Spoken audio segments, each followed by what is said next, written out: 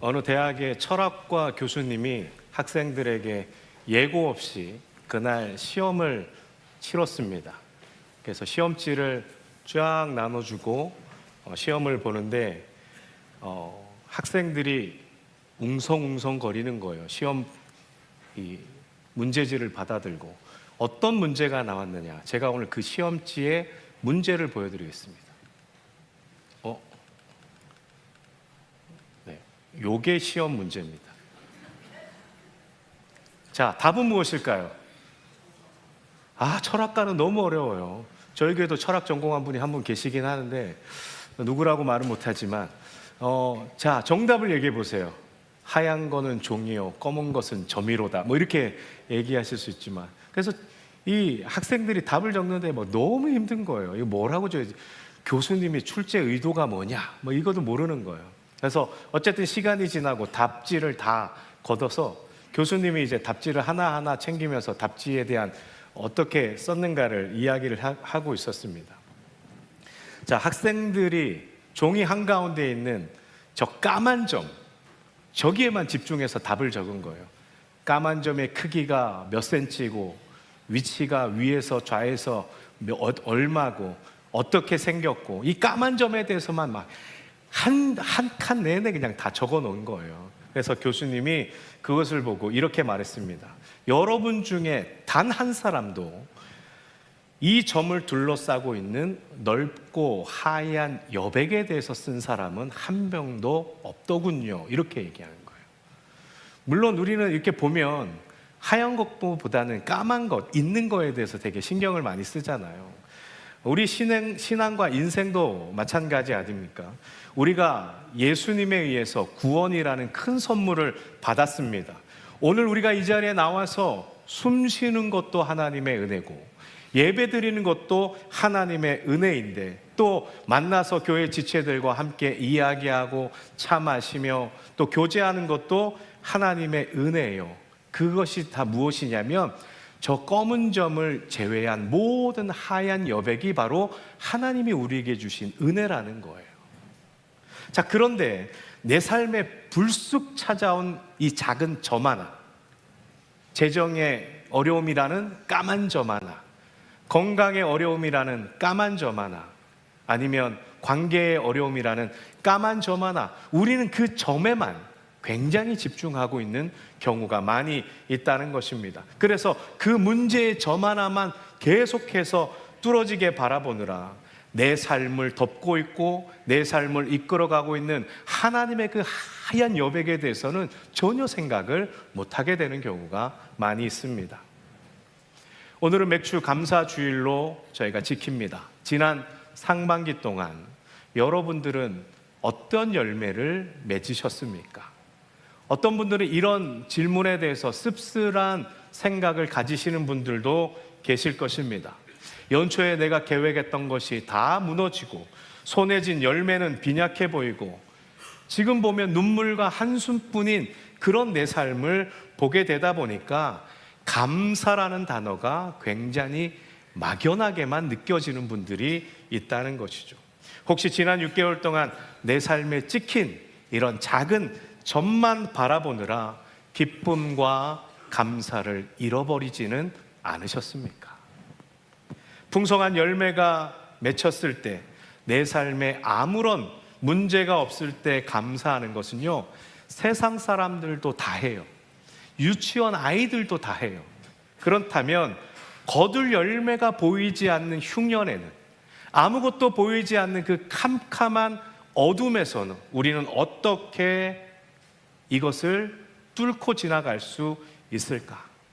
오늘 우리가 읽은 데살로니가전서 5장 16절에서 18절 말씀은 우리가 너무나도 잘 아는 말씀이에요. 근데 이 본문은 조건과 환경에 좌우되는 이 감사를 넘어서 완전히 다른 차원의 감사를 오늘 우리에게 제시하고 있습니다.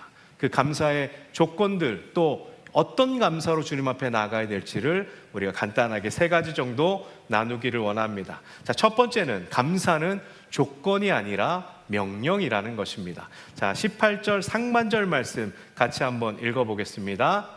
범사에 감사하라. 예, 상반절만. 자, 여기서 말하는 범사라는 말은 헬라어로 파스, 몸에 붙이는 파스 말고 파스라는 단어를 쓰는데 이걸 뭐냐면 모든 이런 뜻이에요. 그러니까 범사라는 것은 내 사업이 아주 잘 될 때, 내 자녀들이 정말 아무 문제 없이 잘 클 때, 모든 사람과 내가 관계가 두루두루 좋을 때, 이것도 포함하지만 뭐도 포함해요? 인생에 어려움이 올 때, 답이 보이지 않을 때, 아이들이 말을 지지리도 안 듣는 그때, 이 모든 어두운 것도 다 포함하는 것이 범사에라는 뜻이에요. 그러니까 이 범사에라는 것 안에는 우리의 모든 것이 다 포함되는 거죠. 좋은 것도 나쁜 것도. 그럼에도 불구하고 그것을 감사하는 거예요. 세상 사람들이 말하는 감사는요, 상대적 감사입니다. 그러니까 내 조건이 남들보다 조금 더 좋으면 감사하는 거예요. 남들보다 조금 더 좋은 차 타거나 조금 더 넓은 집에 사면 그게 감사한 거예요. 조건부 감사죠. 내가 원하는 바가 성취되었을 때 나오는 감사가 조건부 감사예요. 만약 우리의 감사도 여러분 이와 같다면, 그리스도인들의 감사도 조건부 감사라면, 환경이 어려워지는 순간 우리의 입술에는 감사보다 뭐가 더 먼저 나와요? 불평과 불만이 더 나와요. 조건부 감사를 하는 분에게는 그렇다는 거예요. 그러나 성도의 감사는 다릅니다. 성도의 감사는 도무지 우리의 머리로 이해되지 않고 아무리 풀어도 풀리지 않을 것 같은 그런 상황 속에서도, 앞이 보이지 않는 막막함 속에서도 드리는 어떤 감사냐? 그럼에도 불구하고 드리는 절대 감사라는 거예요. 하나님이 내 삶을 주장하고 계신다, 그것에 대한 믿음으로 고백하는 것이 우리의 절대 감사가 되는 거예요. 그래서 감사는 감정이 아닙니다. 오늘 말씀을 보면 감사는 명령이에요. 하나님께서 우리에게 이렇게 말씀하시지 않아요. 너 통장에 잔고가 넉넉하면 감사해라, 이렇게 말씀하지 않아요. 너 건강이 좋으면 그때 감사해라, 그렇게 말씀하시지 않아요. 뭐라고 말씀하세요? 범사에 감사하라, 모든 상황 속에서 감사하라, 그렇게 말씀하고 있습니다. 그래서 감사는 조건이 아니라 뭐라고요? 하나님의 명령이라는 거예요. 지금 여러분의 삶에 어렵고 또 고통스러운 문제가 있는 분들이 있습니다. 그런 상황 속에서 와, 이거는 진짜 어느 누구도 감사할 수 없는, 이거는 짜증을 내고 불평을 내는 게 지극히 당연한 그 상황, 그 지점에서도 하나님의 온전하시고 하나님의 선하시고 하나님이 이끄신다는 그 하나님의 주권을 의지함으로 우리가 의지적으로 감사하기로 결단할 수 있기를 소망합니다. 네, 여러분, 이 결단이요, 고난을 뚫고 지나가는 아주 중요한 영적인 무기가 될 줄로 믿습니다. 자, 두 번째는 절대 감사를 가능하게 하는 것이 무엇이냐? 자, 보세요. 범사에 감사하는 것이, 우리의 삶에서 범사에 감사하는 것이 가능해요, 가능하지 않아요? 대답을 해야 돼요, 안 해야 돼요? 모든 것에 대한 감사잖아요. 아까 제가 말씀드렸다시피 내가 승진이 잘 되고 통장에 잔고가 넉넉하고, 그때뿐만 아니라 내 인생의 가장 밑바닥을 치고 어려운 그 상황, 어느 누구도 나를 이해해 주지 못하는 인생의 캄캄한 그 상황에 있는 이 모든 것을 다 포함하는 것이 범사라 그랬잖아요. 그러면 이 모든 것에서 우리가 진짜 감사할 수 있느냐는 거죠. 실제적으로. 그러면 분명히 범사에 감사라고 말씀했는데, 그러면 이 범사의 감사를 우리가 어떻게 실제적으로 할 수 있느냐? 내 결심이나 의지만으로는 어렵다는 거예요. 자, 그 해답이 18절 하반절에 있습니다. 18절 하반절 말씀 같이 읽겠습니다. 이것이,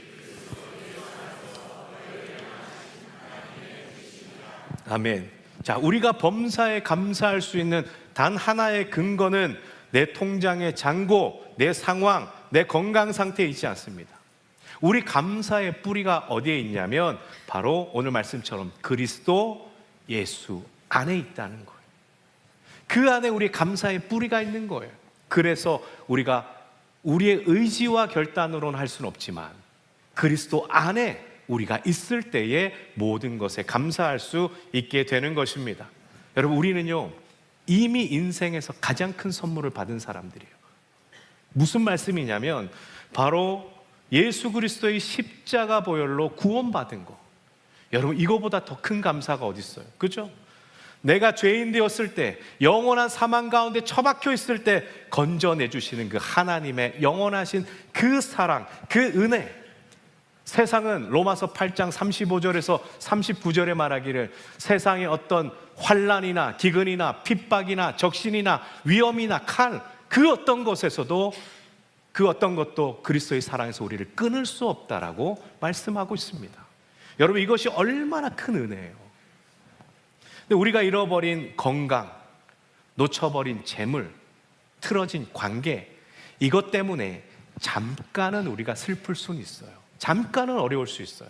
그러나 우리의 영혼까지는 무너뜨릴 수 없는 거예요. 나에게 구원과 영생이 주어졌다는 이 변치 않는 사실 하나만으로도 우리가 매일매일 감격하며 감사할 수 있는 여러분이 되시기를 바랍니다. 군대를 다녀오신 분들, 아니면 아주 밖에서 뜨거운 여름날 일하시는 분들은 아마 그런 경험 한 번쯤은 있을 거예요.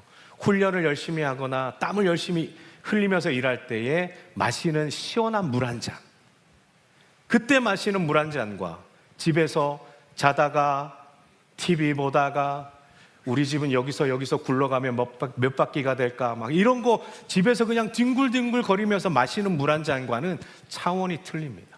그죠? 아주 뜨거운 날 목이 막 타는 듯이 그럴 때에 마시는 물 한 잔은요, 그것보다 더 귀한 것 없어요. 그때 커피 한 잔이 무슨 의미가 있어요? 시원한 물 한 잔이면 그만인 거예요. 그러니까 우리가 매일매일 하나님의 은혜 안에 있다면 작은 것도 우리의 감사의 조건이 되는 줄 믿습니다. 여러분, 이 감사는, 오늘 본문에서 말하는 감사는요, 해도 그만 안 해도 그만이 아니에요. 선택사항이 아니라는 것이에요. 뭐라고 말씀하고 있습니까? 나를 향하신 하나님의 뜻이다라고 말씀하고 있습니다. 뜻을 알았다면 우리는 어떻게 될까요? 순종하는 거예요. 감사하며 주님 따라갈 수 있는 여러분이 되시기를 바랍니다. 자, 세 번째는 감사의 선순환이 있어요. 자, 사도 바울은 이 기쁨과 또 기도와 감사를 따로따로 떨어뜨려서 이야기하지 않아요. 16절부터 18절 말씀을 보면 뭐라고 기록되어 있냐면 항상 어떻게 해요? 기뻐하라, 쉬지 말고 기도하라, 범사에 감사하라, 이렇게 말하고 있습니다. 자, 환경에서 기쁨의 근거를 찾으면 늘 흔들립니다. 그죠? 환경이 바뀌면은 우리의 마음도 바뀌기 때문에 환경에서 기쁨의 근원을 찾을 수가 없어요. 그러나 우리가 주님 안에서 기뻐하기로 결단할 때 뭐가 열리냐면 우리의 닫혔던 기도의 문이 열려요. 하나님이 기쁨과 은혜를 주시면 기도의 문이 열린다는 거예요. 그리고 그 기도를 통해서 하나님 앞에 나의 억울함과 슬픔과 또 고통과 이 모든 것들을 하나님께 올려드릴 때 하나님은 그 기도를 들으시고 우리의 마음과 생각을 지키시고 결국 우리 입술에서 뭐가 나오게 해요? 감사가 나오게 해요. 그래서 여러분, 우리 주변에 뭐 작은 것에서 아유 감사합니다, 하나님의 은혜죠, 이렇게 고백하시는 분들 계시잖아요. 그런 분들 자세히 보세요. 기도를 아주 많이 하시거나 깊게 하시는 분이에요. 하나님의 기도를, 하나님께 드리는 기도를 통해서 우리가 고백해야 되고 또 모든 것에 감사하는 것들이 넘쳐나는 분들이 바로 그런 분들이라는 거예요. 그리고 이 감사는 또다시 뭘 갖고 올까요? 또 기쁨을 가져와요.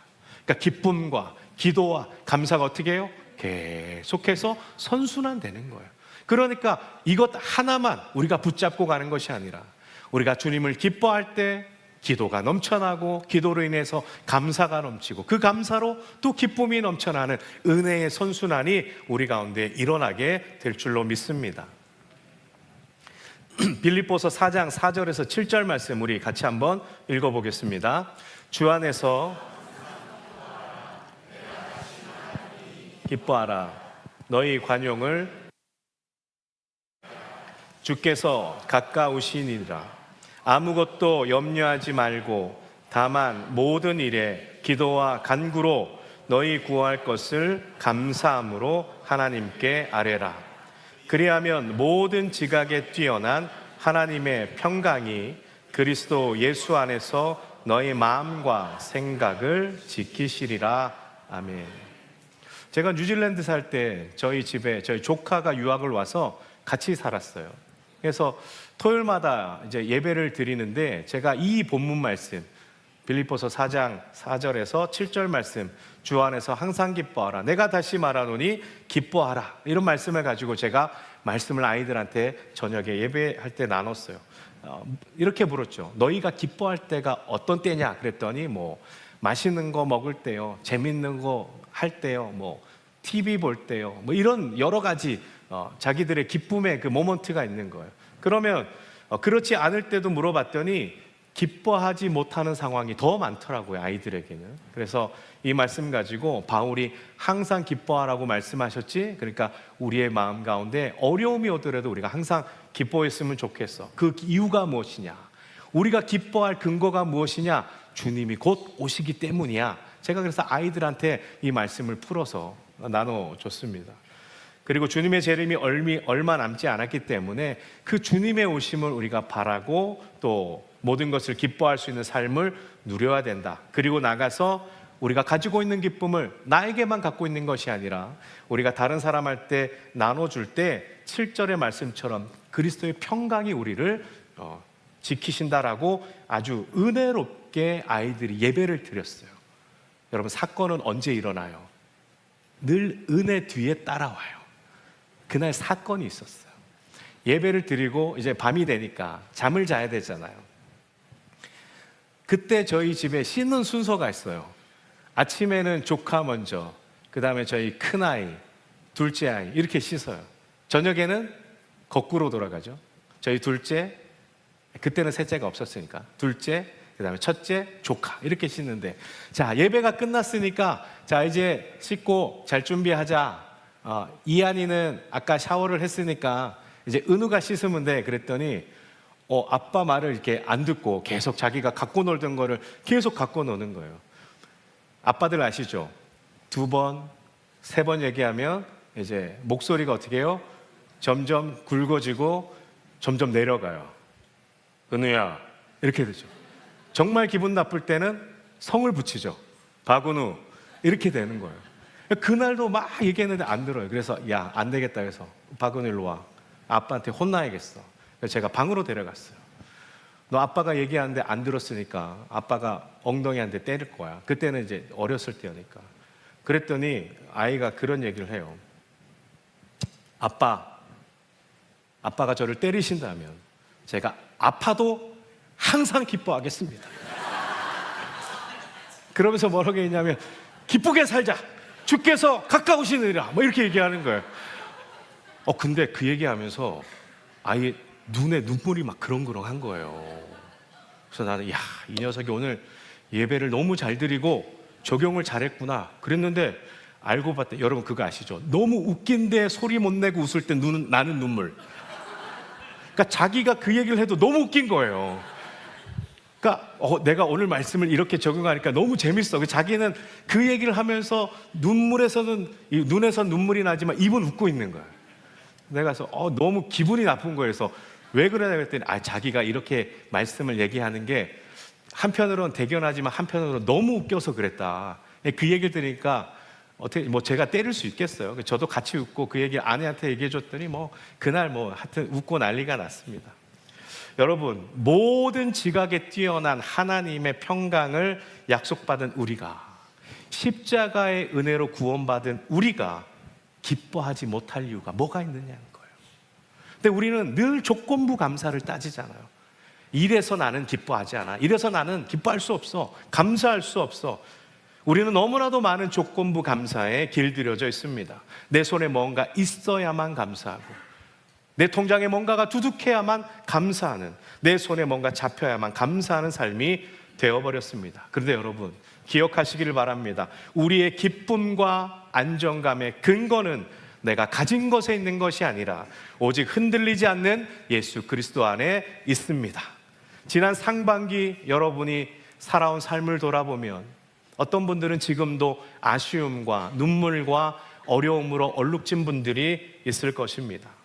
그럼에도 불구하고 오늘 이 시간 우리의 기쁨과 기도 그리고 감사의 선순환을 새롭게 이어갈 수 있기를 주님의 이름으로 축복합니다. 말씀을 정리합니다. 농부가 거두는 눈에 보이는 첫 열매도 정말 귀합니다. 그런데 하나님께서 정말 기뻐하시는 영적인 첫 열매가 무엇일까? 그것은 바로 내 삶의 척박한 땅에서 내 시선에 있는 아까 그 문제들, 그 하얀 시험지 위에 있는 그 문제들, 까만 점들, 거기에만 우리가 시선을 집중할 때가 있다는 것입니다. 그런데 우리가 더 시선을 봐야 될 것은 무엇이에요? 십자가의 은혜로 구원해 주신 그 하얀 여백에 우리의 시선을 더욱더 고정할 수 있기를 소망합니다. 내 뜻대로 풀리지 않았던 지난 6개월이셨습니까?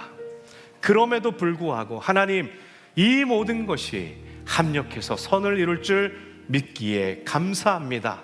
그렇게 고백하는 여러분들이 되시길 바랍니다. 그 눈물의 고백이 하나님 보좌에 상달되는 가장 아름다운 향기요, 가장 온전한 첫 열매가 될 줄로 믿습니다. 어쩌면 우리는 남아있는 하반기가 더 괴롭고 힘들 수도 있습니다. 또 다른 고난의 바람이 내 삶 가운데 불어올 수도 있습니다. 예상하지 못하는 장벽을 만날 수도 있어요. 그러나 결과와 주권은 오직 하나님께 있는 줄 믿으시기를 바랍니다. 여호와를 의지하는 사람은 시온산이 흔들리지 아니하고 영원히 있음 같다라고 말씀하셨습니다. 고린도전서 15장 58절에 보면 그러므로 내 사랑하는 형제들아 견실하고 흔들리지 말며 항상 주의 일에 더욱 힘쓰는 자들이 되라. 이는 너희의 수고가 주 안에서 헛되지 않은 줄 알미라. 주님 우리에게 말씀하셨습니다.